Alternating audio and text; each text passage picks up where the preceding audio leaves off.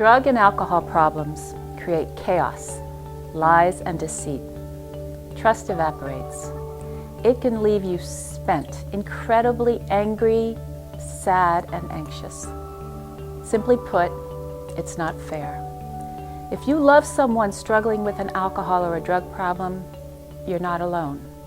A Gallup poll taken over 10 years ago found that 25% of Americans had someone in their family with a drug problem, and 33% had someone struggling with alcohol. That's at least 40% of all Americans. If you're one of those 40%, then you know how difficult it is to help your loved one. Resistance to getting help is often a huge part of the problem. Understanding and finding treatment is also difficult. Knowing what to say and do in response to your loved one can feel impossible. My name is Dominique Simone Levine.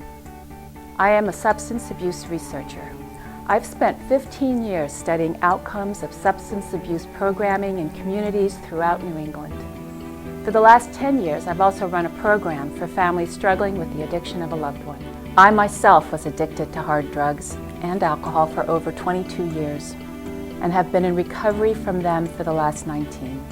I believe I bring a unique perspective to the work of those in relationship with someone struggling with addiction. I know the literature, but I also know what it feels like to be addicted. I have seen hundreds and hundreds of people recover to live life free of drugs and motivated by work they feel passionate about. If you're a parent, a partner, sibling, or perhaps a child or grandparent or close friend of someone struggling with alcohol or drugs, you have undoubtedly heard many opinions about what to do. It's critical that you understand your situation. Have you been trying to manage life with a loved one and it's simply not working? Are you unsure about what to do next? Allies in Recovery provides a detailed and practical framework for how you can respond to a loved one who's abusing drugs or alcohol. This is about what you can do, actions you can take to change the course that addiction is playing in your life and in the life of your loved one who is struggling. Even though I've been in combat and seriously wounded in combat and even lost a leg, that was a cakewalk compared to having somebody that you care for addicted to heroin. I'm by no means an expert when it comes to substance abuse. That's when I found Allies in Recovery. Now my daughter is doing better. She's been clean for a number of years now. I always had a fear that if I didn't help,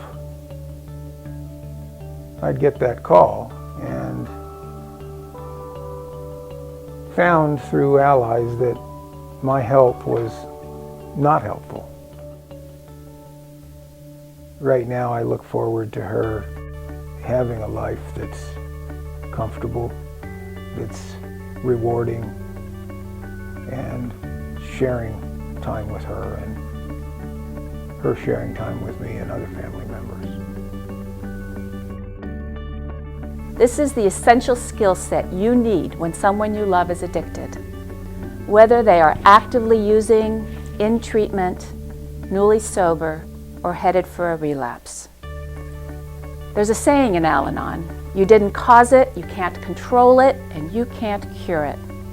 In short, you're not responsible for the substance problem, but you can begin to take charge of what you can control, your part in the relationship. By improving on what you say and do, you help foster a solution. We all influence one another all the time. By fine-tuning that influence, you create an environment more conducive to unblocking the situation and leading your loved one to recover from drugs and alcohol.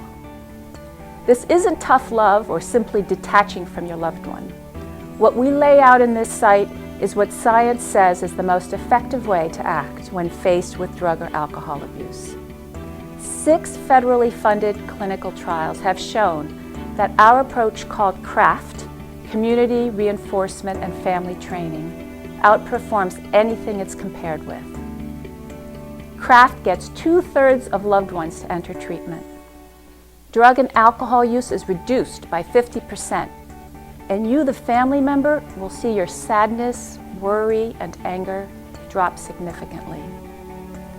You get concrete suggestions based on sound psychological principles that will help you put down what isn't working and put that energy towards what does.